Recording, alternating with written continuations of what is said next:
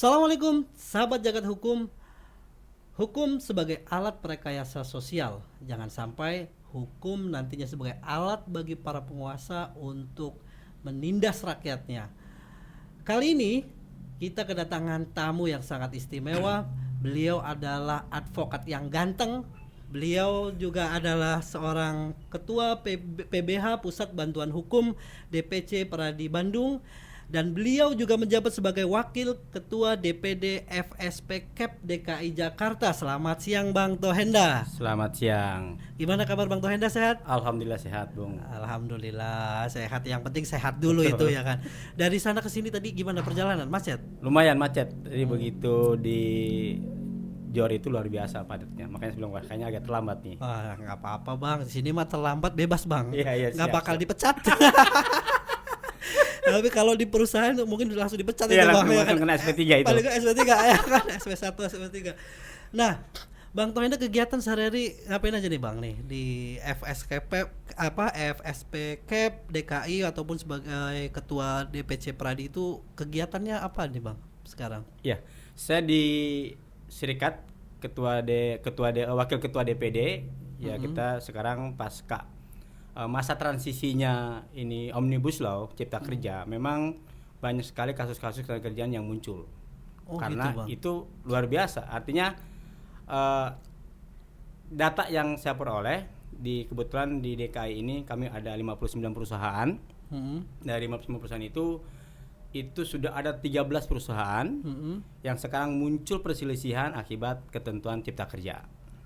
Oh ya, yang undang-undang Cipta Kerja itu kalau nggak salah yang kemarin itu diputuskan sama MK inkonstitusional bersyarat ya Bang? Betul sekali itu. Nah itu ada dampak tersendiri nggak buat teman-teman yang di FSP KEP itu Bang? Ya, buat teman-teman serikat pekerja, ketika pasca putusan MK terkait yang memang isinya itu keputusannya itu memang dalam sejarah menurut pandangan saya ya. Itu MK baru memutuskan suatu perkara yang memang tidak jelas. Tidak jelas. Kalau kita ada istilah halal haram, ini kan tidak jelas.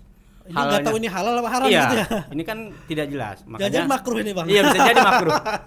Makanya sekarang itu tergantung dari sisi mana kita berbicara. Kalau di sisi pemerintah pasti berbicaranya bahwa itu tetap dijalankan. Tetapi kalau dari kacamata hukum yang namanya inkonstitusional itu ya udah inkonstitusional, tidak ada lanjutannya. Gitu. Kalau inkonstitusional bisa disimpulkan bahwa itu sudah tidak boleh dijalankan gitu ya Bang? Ya, karena memang cacat hukum. Cacat hukum. Artinya ya kan? kalau dalam mekanisme perundang-undangan di Undang-Undang 12 tahun 2009 tentang bagaimana mekanisme perumusan undang-undang, salah satu kenapa dibatalkan cacat hukum karena memang tidak melibatkan masyarakat, dalam hal ini adalah kepentingan pekerja.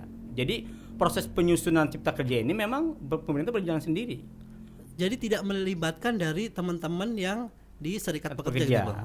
Karena kalau memang melibatkan serikat pekerja, tidak mungkin terjadi konflik. Artinya kepentingan pekerja diakomodir dalam undang-undang itu.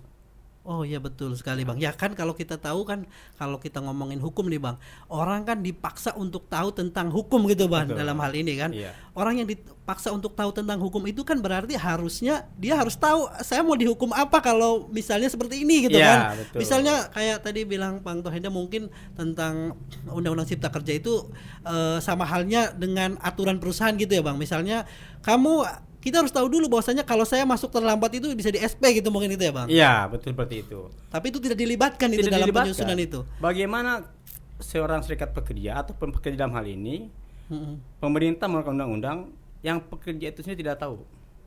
Yang kedua adalah kita bisa melihat sisi mana sih pemerintah, apa sih tujuannya? Kalau sekarang ini kan secara teorinya ya pemerintah dengan adanya Cipta Kerja menarik investor. Tapi kita lihat di faktanya sampai hari ini kita belum melihat tuh angka pengangguran semakin meningkat. Yang kedua, lebih ke bagaimana teman-teman pekerja dan sekarang itu sekarang lebih tidak jelas masa depannya. Berarti tidak menguntungkan buat pekerja gitu ya Bang? Jelas tidak menguntungkan. Tidak menguntungkan. Jelas tidak menguntungkan Cipta Kerja itu. Lah kan kalau kita lihat dari namanya Undang-Undang Cipta Kerja, berarti kan mungkin maksud dari pemerintah nih untuk membentuk sebuah lapangan kerja atau bagaimana sih Bang itu? Yang sepanjang yang Abang ketahui? Ya maksudnya kan pemerintah tujuannya ketika cipta kerja diciptakan, artinya di situ ada peluang besar pengusaha untuk datang ke Indonesia, di situ bisa nanti pemerintah secara ekonomi akan terangkat. Tetapi dampaknya tidak dipikirkan. Ketika membuat ketentuan undang-undang yang isinya lebih ke bagaimana menyengsarakan, itu tidak dipikirkan. Karena gini, 2020 bulan Oktober itu kan mau dikeluarkan. Sekarang yang fakta di lapangan yang terjadi ya. Ketika teman-teman yang pensiun di bulan Oktober dan di bulan Desember, gara-gara selisih 1 bulan, mereka jadi kehilangan artinya kehilangan mengenai pesangon segala macam, itu hampir setengahnya. Dan disitulah kita pekerja berpikir bahwa memang cipta kerja ini bukan ciptakan untuk pekerja, tapi cipta kerja ini diciptakan untuk pengusaha. Karena hampir semua isinya itu adalah isi napas pengusaha. Artinya pesanan, arahan untuk para pengusaha. Oh, berarti lebih menguntungkan ke pengusahanya Pengusaha. daripada untuk pekerjanya Ya. gitu kan. Terus kemudian kalau tadi abang bilang itu yang tadi misalnya untuk misalnya yang pensiun bulan Oktober atau apa gitu kan, itu berarti berdasarkan Undang-Undang Cipta Kerja itu, Bang? Betul. Oh, karena adanya Undang-Undang Cipta, Cipta Kerja Kerja. itu, akhirnya lebih karyawan tidak terakomodir lah istilahnya gitu ya, Ya. Bang. Karena kan gini, kalau kita lihat orang pensiun ataupun di PHK, artinya kan bakal terputus di mata pencahariannya. Iya, betul. Yang selama ini kita lihat, pesangon itu adalah salah satu cara, salah satu upaya, itu kan cuma menjadi modal dia. Ketika dia sudah di PHK dengan pesangon, dia berharap bisa usaha yang lain lah. Tetapi betul. sekarang masalahnya, ketika dia di PHK, apa itu PHK karena kesalahan berat, PHK karena pensiun, dia itu nilainya terpotong menjadi setengahnya yang dia dapat. Setengahnya jadinya, Bang, setengahnya. Karena PHK di Omnibus Law ini itu kayak kita pesan sebuah makanan berbagai macam varian. Kalau dulu simpel di 2003 itu PHK itu simpel. Kalau sekarang PHK karena apa dulu nih? Disharmonisasi kah? Kesalahan berat, kesalahan ringan? Terus mereka perusahaannya rugi atau dirugikan? Itu hampir ada 9 varian PHK di Undang Cipta Kerja. Dan itu mungkin bisa jadi juga misalnya ini karena ada 9 varian itu, kalau dengan adanya 9 varian itu mungkin bisa jadi alasan para pengusaha untuk bisa membuat alasan bahwa ini karena perusahaannya bangkrut atau bagaimana, mungkin bisa seperti itu nggak sih, Bang? Ya kita gini, kalau sekarang oke lah kita bicara perusahaan bangkrut. Kalau dulu 13 itu masih ada nilainya satu kali ketentuan. Nah, satu kali ketentuan maksudnya seperti apa tuh, Bang? Satu kali ini uang pesangonnya satu kali masa kerja, uang jasanya 1 kali dengan perhitungan minimal 3 tahun, maksimal 4 tahun. Yang ketiga ada pergantian hak 15%. Itu namanya 1 kali ketentuan. Itu untuk yang aturan yang dulu nih. Yang dulu. Nah, dengan aturan yang sekarang Itu hanya 0,5. hanya 0,5. Oh. Tidak ada menghilangkan pergantian hak 15%. Makanya saya bilang itu yang kita sebut namanya hilangnya setengahnya hak pekerja. Setengahnya hak dari Iya. pekerja ya. Itu menjadi masalah karena dari PP turunan yang dikeluarkan oleh pemerintah pasca Omnibus Law, PP 34 tentang pekerja asing, PP 35 tentang pesangon dan perjanjian kerja, PP 36 tentang pengupahan, PP 37 tentang jaminan kehilangan pekerjaan. Nah, 2 PP inilah yang pelaksanaan di lapangan itu jelas-jelas berdampak pada kepentingan pekerja. Dan PP itu berdasarkan Undang-Undang Cipta Kerja. itu. Kan itu turunannya, artinya pelaksanaannya di situ. Itu yang menjadi selama ini dua PP itu yang setiap persoalan sekarang yang terjadi, ketika persoalan itu masuk ke perselisihan mulai dari bipartit, mediasi, pasti tidak lepas dari PP itu. Penjelasannya berdasarkan PP itu. Nah, dengan lahirnya dinyatakannya oleh Mahkamah Konstitusi tentang inkonstitusional, PP itu masih bisa dipakai nggak sih, Bang, sekarang? Kalau Seperti apa? mengacu kepada amar putusan dari Mahkamah Konstitusi, PP itu harus dibatalkan. Harus dikesampingkan. Harusnya dibatalkan. Harus dikesampingkan. Iya. Bagaimana kita menjalankan sebuah aturan, teknis pelaksanaan aturan, ketika undang-undangnya saja inkonstitusional? Iya, betul. Tidak mungkin muncul aturan berikut, aturan pelaksanaannya. Iya, harusnya nggak bisa dipakai itu kan. Harusnya nggak bisa dipakai. Karena bagaimana kita bisa bener itu kalau bisa kita ini tuh bahwa mengacu sesuatu yang salah gitu ya Itu Bang. yang salah gitu loh. Betul. Nah, tapi faktanya di lapangan seperti apa nih Bang? Nah, Kalau Abang kan bergerak di Iya. semuanya nih ya kan. makanya kalau dalam nanti perselisihan biasanya muncul pendapat pekerja dan pengusaha. Pendapat pekerja kita menghilangkan PP. Pendapat pengusaha pasti muncul Akan PP. mengacu pada PP mengacu karena itu. PP itu mengakomodir kepentingan mereka gitu Betul. kurang lebih ya. Makanya kita berharap perselisihan ini harus sampai ke putusan pengadilan supaya kita tahu bahwa sebenarnya hakim PHI ini melihat aturannya seperti apa. Karena selama ini memang belum ada yang sampai ke PHI. Karena kan prosesnya luar biasa. Oh iya betul. Kalau betul. sampai ke namanya mediasi ya. Kalau di tenaga kerja namanya mediasi. Mediasi itu paling nanti pendapat dari mediator. Biasanya pemerintah pasti akan mengikuti apa yang tertera di dalam ketentuan. Betul. Jarang sekali pemerintah di dalam pendapatnya itu mengacu apa yang menjadi pandangan hukum dari pekerja. Tapi itu sah-sah saja. Makanya saya berharap ketika ada perselisihan kita uji nanti di pengadilan. Apakah majelis hakim menyampingkan PP atau majelis hakim mengacu pada PP? Itu yang belum memang selama kasus Omnibus Law ini ada, kita belum sampai ke yang masuk ke perselisihan hubungan industrial. Oh ya, karena memang karena memang putusan inkonstitusional juga baru kemarin Baru kan? kemarin, Baru betul, kemarin kan baru betul, bulan apa saya betul. lupa kemarin itu kan. Saya tertarik nih ketika ada kasus, ayo kita sampai ke PHI. Saya pengen tahu nih majelis hakim di PHI itu melihat putusan MK ini seperti apa. Gitu. Saya tertarik harus sampai ke PHI. Iya, apakah putusan MK itu nantinya benar-benar karena inkonstitusional kemudian PP yang lahir berdasarkan Undang-Undang Cipta Kerja itu masih bisa dipakai atau tidak kurang lebih Betul, seperti itu ya Bang iya, ya? seperti itu. Tapi yang jelas kalau kita ngomongin tenaga kerja nih Bang kan apa itu kalau ada dalam undang-undang itu tentang bahwa hak hidup, hak mendapat pekerjaan yang layak itu kan harusnya memang menjadi tanggung jawab negara, benar ya Bang itu ya. Betul. Ya, tapi di sini di Undang-Undang Cipta Kerja ini yang lahir itu justru nggak mengakomodir mereka gitu ya Bang. Karena Cipta Kerja ini itu memang munculnya itu memang kalau saya lihat, kalau saya perhatikan itu memang melabrak beberapa aturan. Contoh gini, tentang pengupahan. Di dalam ketentuan berikut sebelumnya itu namanya ada dewan pengupahan. Itu sampai nasional loh. Jadi presiden itu mengeluarkan Perpres tentang dewan pengupahan nasional. Artinya itu diakuin oleh negara. Nah, apa sih fungsinya dewan pengupahan nasional dan pengupahan itu? Adanya kan di kota dan kabupaten. Ya. Mereka Mereka itu ada 3 unsur, pemerintah, pekerja dan pengusaha. Emang dan akademisi. Nah, di situ mereka itu sebelum munculnya Omnibus Law, mereka itu ada survei pasar. Artinya setiap kota dan kabupaten, setiap daerah pasti berbeda kebutuhannya.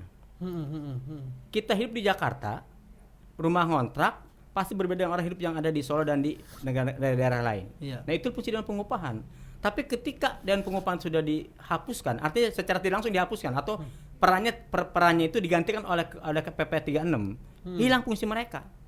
Gitu. Menjadi sekarang kalau saya sepakat bahwa gubernur dan wali kota itu dan bupati itu sekarang kebijakan upah itu bukan kebijakan mereka lagi, adanya di nasional. Oh, berarti Secara tidak langsung. Oh, berarti intinya semuanya ada kebijakan di nasional nih. Artinya itu kebijakan pemerintah daerah itu secara tidak langsung itu diputus mata rantainya nih, udah pokoknya aturan semua di pusat aja semua gitu, Iya. mungkin kayak itu Bang. Karena sekarang itu ketika kemarin di tanggal 18 November semua gubernur diberikan arahan oleh kementerian-kementerian terkait bahwa tidak boleh ada gubernur yang menetapkan UMK atau UMP itu di luar PP 36. Harus mengacu PP 36. Padahal kalau kita lihat faktanya, sekarang ini kita hidup di Jakarta berbeda dengan hidup orang di daerah lain. Tetapi ketika bicara putus upah, itu nasional. Artinya kenaikan penghasilan secara nasional. Itulah menjadi hilang kewenangan Dewan Pengupahan. Terus buat apa selama ini Dewan Pengupahan kalau memang fungsinya tidak ada sama sekali. Padahal dulu sebelum muncul PP ini ada survei pasar satu tahun itu minimal tuh 3 kali. Yang tidak boleh itu ketika Lebaran, Natal dan Tahun Baru. Mereka survei pasar, semua bawa angka. Ya. Hari ini kita survei di pasar A, berapa sih harga beras? Karena ada 64 item kebutuhan pokok yang itu harus diketahui berapa harganya. itulah menjadi dasar penetapan upah. Dan ketika itu terjadi, itu kan terjadi artinya gini, sedikit sekali terjadi konflik. Ya. Karena memang betul faktanya hari lah. Oke, Jakarta hari ini katakanlah, sekarang kan kalau bicara upah itu kan Jakarta 4,5 ya. Ya.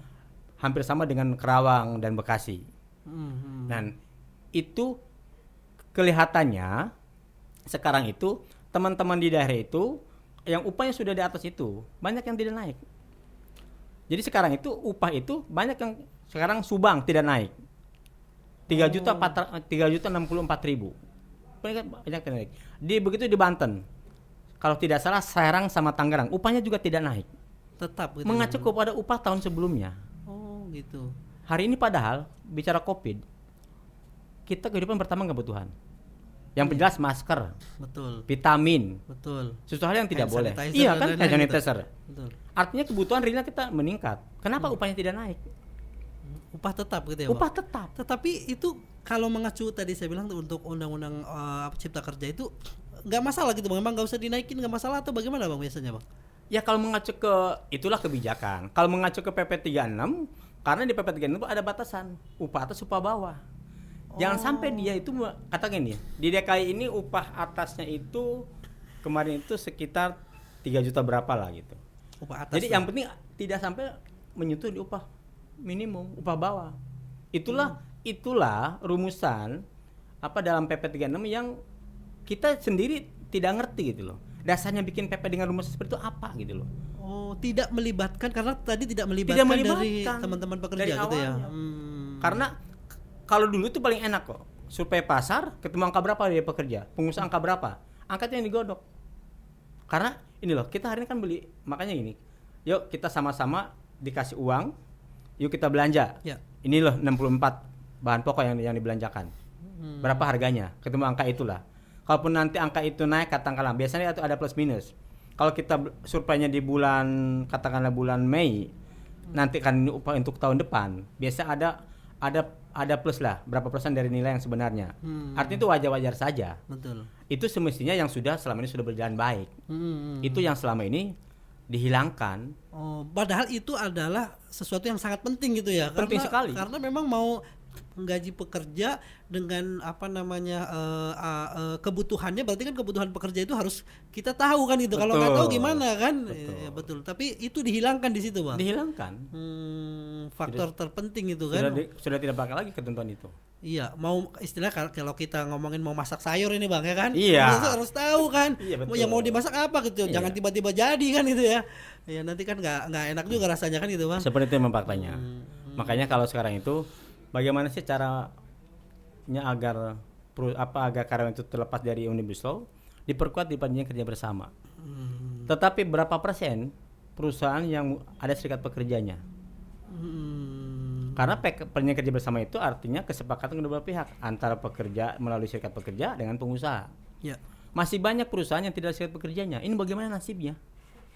Karena namanya peraturan perusahaan kan semuanya perusahaan. Jangankan ada celah perusahaan untuk menggunakan undang-undang cipta kerja, tidak ada celah aja mereka mencari bagaimana perusahaan mencari ketentuan yang buat kepentingan pengusaha. Apalagi sudah katakanlah dilegalkan. Ya. Udah ada undang cipta kerja yang isinya luar biasa, pasti pakai itu. Acuannya itu. Betul. Nah, kemudian kalau perusahaan itu sebenarnya kan gini Bang, kalau untuk perusahaan itu memang kan ada serikat kerja itu kan inisiatif dari para pekerja membuat serikat kerja gitu kan. Betul, ya Bang. ya. Nah, bagaimana kalau misalnya ada nih Bang di luar sana itu kan saya dapat informasi beberapa itu katanya itu nggak boleh Bang malahan buat serikat kerja itu melanggar aturan perusahaan nggak Bang? Jelas. Itu kan undang-undang kebebasan berserikat. Oh gitu ya. Itu jelas. Tapi kan bagaimana kita membuktikan itu? Itu yang susah. Yang susah ya. Ini sebenarnya seperti apa? Tidak mungkin ada perusahaan yang berani nyata-nyata melanggar dan membuat surat, nggak mungkin. Nggak mungkin ya. Karena tahu ini ada pidananya. Di undang-undang kebebasan berserikat itu ada pidananya. Mungkin perusahaan akan menjawab bahwa itu memang nggak ada, mereka nggak mau bikin kan gitu ya. Nah, gitu, Bang. makanya muncullah ada yang namanya SPTP. Apa itu SPTP? Serikat Bang? Pekerja Tingkat Perusahaan. Oh. Itu hanya sifatnya biasanya hanya formalitas lah ya. Formalitas. Yang penting ada serikat pekerja bahwa saya terbebas dari dari undang-undang pembebasan serikat pekerja, atau serikat pekerja bisa muncul. Mengenai masalah ini serikat pekerja mau berkembang atau tidak, itu kan lain persoalan. Dan terpenting unsurnya itu saya tidak menghalang-halangi loh. Silakan serikat pekerja boleh berada di perusahaan ini. Tetapi masalah efektivitasnya, kegunaannya kan tidak bisa juga diintervensi. Iya betul, Gitu. karena memang itu mereka sendiri yang tahu. Nah, di biasanya lingkungan SPTP itu sendiri. memang ruang lingkupnya hanya di perusahaan-perusahaan itu saja. Iya. Itu yang selama ini mungkin masih banyak sih teman-teman yang SPTP. Biasanya kalau kayak gitu kan iurannya segala macam itu biasanya mereka tidak terlalu tidak ada ketentuan harus sekian persen. Karena kalau bicara di anggaran rumah tangga serikat pekerja yang federasi itu biasa ada ketentuan minimal 1% dari upah. Gitu. Oke Bang Tohena. Nah, harapannya nih Bang dengan bukan dibatalkan tapi dengan putusan MK bahwa Undang-Undang Cipta Kerja itu inkonstitusional, itu seperti apa Bang? Ada harapan dari teman-teman serikat pekerja? Gini, harapannya itu sekarang kalau memang toh pemerintah mau merevisi, yuk kita duduk bareng. Karena kan amarnya itu harus direvisi kan. Betul. Artinya harus dirubah. Betul. Supaya tidak jadi konflik, ya undanglah sekarang. Federasi konfederasi diundang, duduk bareng di DPR, pasal-pasal mana aja yang sifatnya menjadi masalah buat pekerja. Nah, kalau kita melihatnya dua pasal itu, artinya dua PP itulah. Iya. Itu yang selama ini meresahkan. Dengan cara seperti itu setidaknya mengurangi konflik. Tapi jangan sampai sudah diberikan waktu 2 tahun, pemerintah dalam hal ini DPR tidak mau melibatkan serikat pekerja. Ini pasti akan terus bertentangan. Nanti mungkin akan ada gugatan baru atau gimana gitu ya Bang, mungkin ya. Ya mungkin. Nah, kita lihat nih pemerintah sampai hari ini sih belum mendengar pemerintah mengundang serikat pekerja untuk berdiskusi terkait masalah ini mau gimana nih tentang amar putusan MK itu. Apakah teman-teman punya draft terbaru, mau seperti apa konteksnya ya dibicarakan. Memang gini, kita semua pekerja terkait masalah upah minimum itu memang harus ditekan. Karena kalau upah minimum tidak ditekan terlalu jauh. Sekarang katakanlah DKI 4,5. 45%. Kalau terus 10% tiap tahun naik, otomatis terus melaju tinggi, otomatis memberatkan perusahaan. Itu Betul. kita paham. Iya. Paham. Nanti pada bangkrut lagi perusahaan itu. Betul. Kan kalau Artinya terus kita pun buruh pun memikirkan itu. Iya. Bagaimana sih formulanya supaya perusahaan jalan, artinya pekerja pun tidak dirugikan. Ya. Makanya kan di zamannya eranya SBY ada PP 78. Itu ketentuan PP 78 itu luar biasa. Artinya gini, PP 78 itu ketika munculnya Omnibus Law itu menjadi solusi. Jadi dulu kita tentang tuh. Begitu SBY itu menggunakan PP 78 kita tentang. Karena dulu itu tidak berpikir itu ada Omnibus Law. Tetapi begitu kalau Omnibus Law, PP itu menjadi suatu hal yang berharga buat kita. Betul. Karena zaman bilang ya, ternyata SBY itu menggunakan PP 78 itu sekarang baru kelihatan nilai positifnya pada saat Pak Jokowi menggunakan Cipta Kerja. Dan sekarang itulah yang menjadi dasar. Semua teman-teman sepakat udah PP 78 aja. Mengacu pada itu aja iya, gitu ya. Karena PP 78 itu cukup simpel. Kenaikan upah itu berdasarkan inflasi dan pertumbuhan ekonomi. Ya. Itu saja. Kalau memang ekonomi tumbuh ya. Iya, itu kan gitu, real kan. Nanti kan karena ada BPS pasti kan setiap tahun punya data. Ini loh pertumbuhan ekonominya di DKI. Ini pertumbuhan ini inflasi DKI, cuma angka itu. Ya. Upah UMP lama dikali nilai 2 itu. Cukup jelas itu di situ. Ya, dan itu teman-teman dari pekerja juga memang betul, berarti harus tahu nih para pengusaha nih mikirin itu juga loh. Mikirin. Gitu kan. Kita memikirkan itu. Cuma mikirin diri sendiri, ego gitu kan. Kita memikirkan itu gitu. Iya. Biarpun kalau kita lihat prinsip ekonomi kan ini, kalau upah tinggi terus daya beli juga meningkat, otomatis kan perusahaan bakal terbantu. Betul. Cuman kan bahasa-bahasa itu kelihatannya itu hanya slogan aja gitu loh. Ya. Slogan aja. Sekarang kan kenapa sih pekerja terlalu memikirkan pribadinya, kenapa nggak mikir pengusaha? Kita mikir. Yuk kita bagaimana membuat formula upah yang setidaknya tidak terlalu timpang lah. Ya. 40-60 lah. Artinya kan pekerja pun ya udahlah, kalau sekarang kan katakanlah inflasi 7%, kita bicara upah naik 5%, itu teman-teman masih mau terima. Ya. Seperti itu. Ya.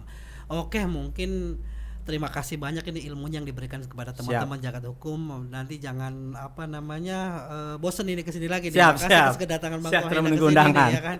Iya, mudah-mudahan tambah ganteng pokoknya dah ya kan.